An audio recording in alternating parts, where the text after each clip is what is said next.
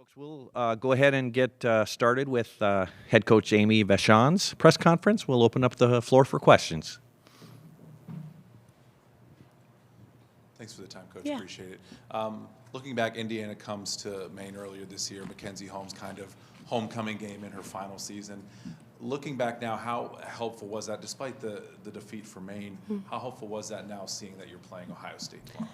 Yeah, I mean, I think, Ohio State's definitely a different team than Indiana, but playing a Big Ten team and playing them, being competitive and playing really well and having it be such a close game, I think it gives our team, that experience to know that we can compete with a Big Ten team and teams that are nationally ranked. Again, they're a very different team, but just having that experience hopefully can be helpful for us.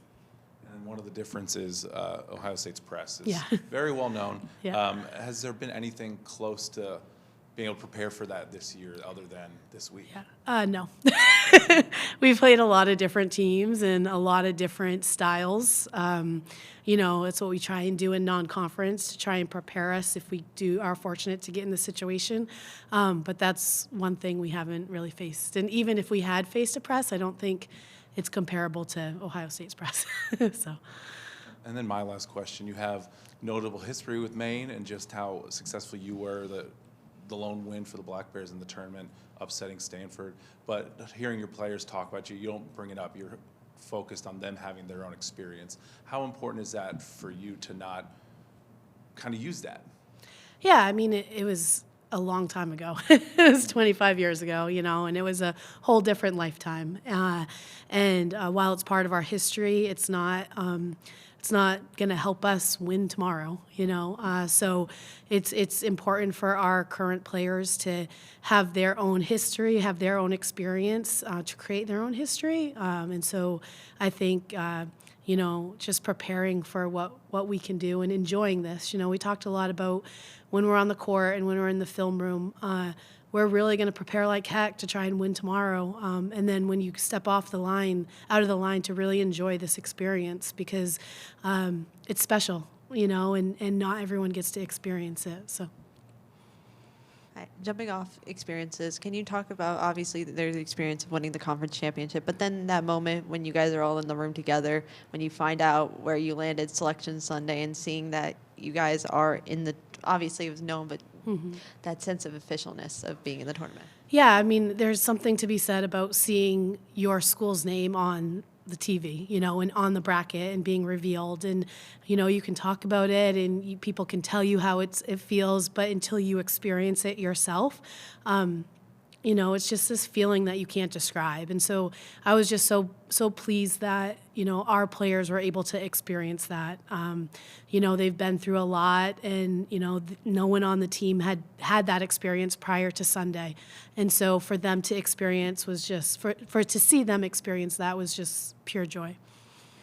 You played a Big Ten school. You're coming to an atmosphere that's really grown in size over the past few years. And just, I know your players were talking about, too, you guys have sellout crowds. Can you just talk about, as someone who's been in women's college basketball for so long, seeing that growth and being a part of that growth?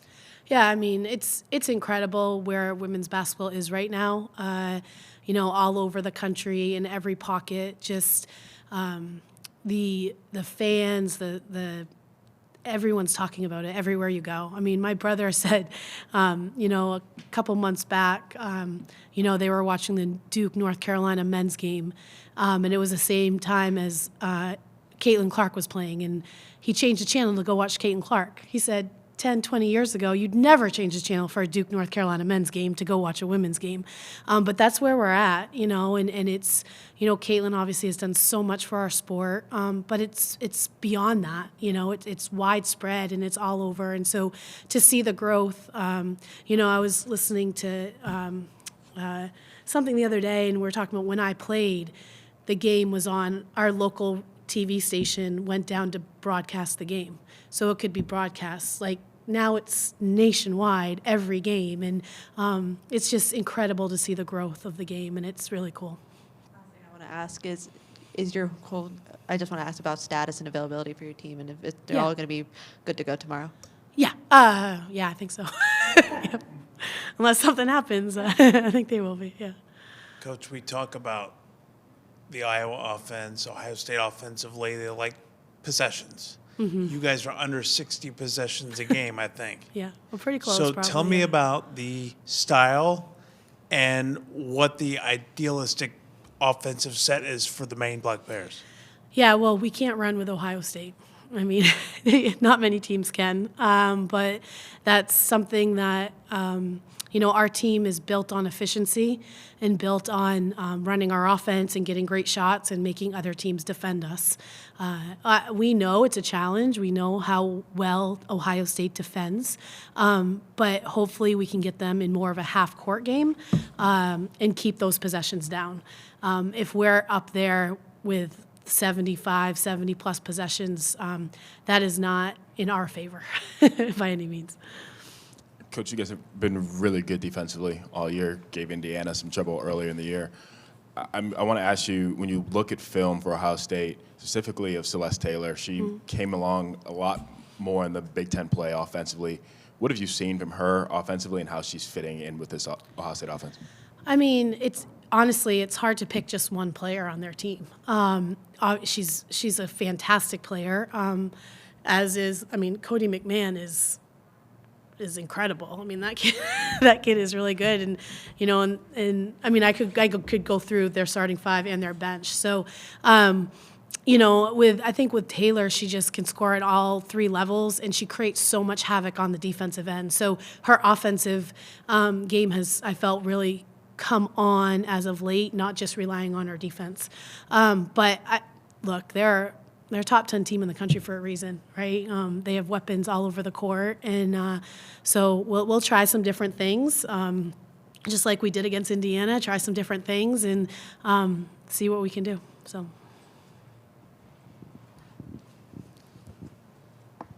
Coach, back on Sunday, you told me that this is a team that does not back away from a challenge, and I'm just wondering, what have you observed from, your entire team collectively about their mindset as they prepare for this game tomorrow? Yeah, it's similar to, we referenced the Indiana game a lot, but I think that's important too with our experience because no one gave us a shot in that game, and our team believed that we had a chance. No one else did.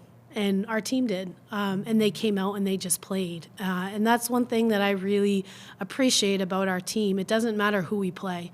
They're going to give it everything they can. They've been selfless all year. They compete, and they're going to represent our university, our state, and their families extremely well. And so you just, they'll be ready, and whatever happens, happens, but it won't be from a lack of effort, that's for sure. Any additional questions?